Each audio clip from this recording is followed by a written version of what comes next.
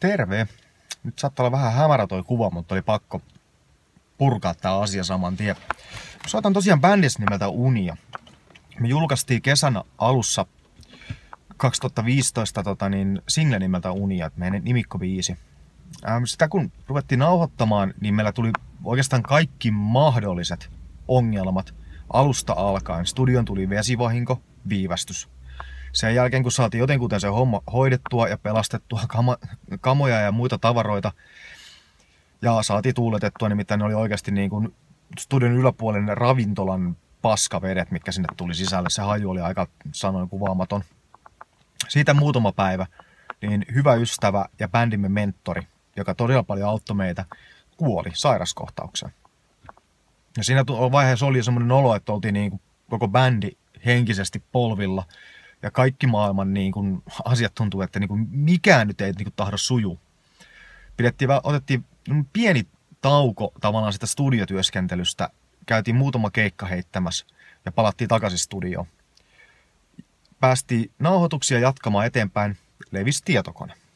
Ja sitten siinä menikin pitempi aika, että löydettiin uusi tietokone. Siirtää kaikki tiedostot vanhalta koneelta uudelle tietokoneelle ja ruveta sitten editoimaan niitä. Siinä meni varmaan kuukausi puolitoista.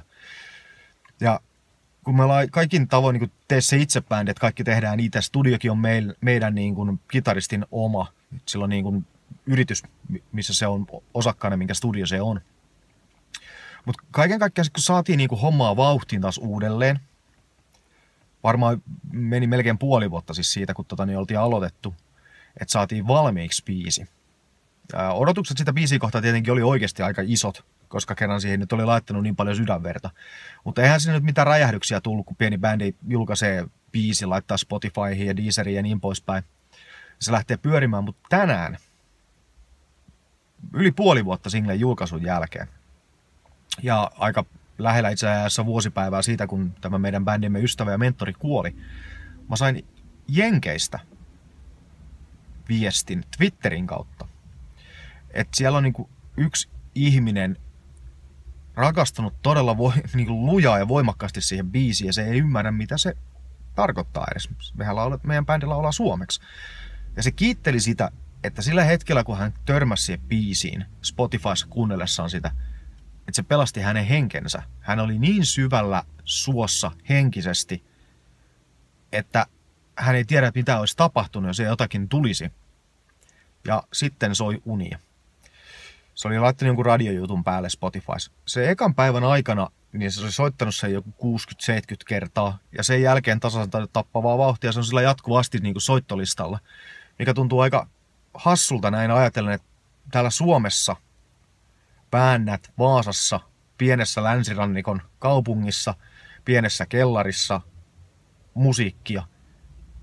Ja se suomeksi tehtynä koskettaa jotain Amerikassa niin lujaa, että se näkee vaivaa, että se etsii meidän bändin yhteystiedot, että se saa sanoa, että kiitos.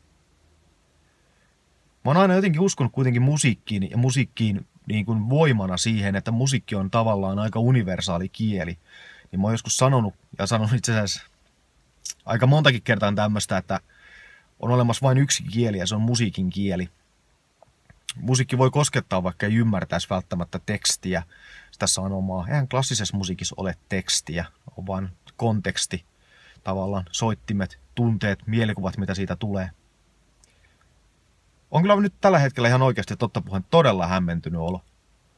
Ja mä oon istunut jäätyneessä autossa, pitkä työpäivä takana. Mä oon just mennyt studiolle. Mulla oli autossa vähän päivästä jäänyttä kahvia, mutta siellä oli vielä jääs, mikä oli ihan positiivista, mutta jää kylmää kuitenkin. Ei hirveästi piristänyt. Joten painelin nyt studion uumeniin jatkamaan tarkkailua ja opettelua, että mulla on projektina, että minä itse opin käyttämään muutamia ohjelmia, kuten Kupasee ja semmoista. Palaillaan.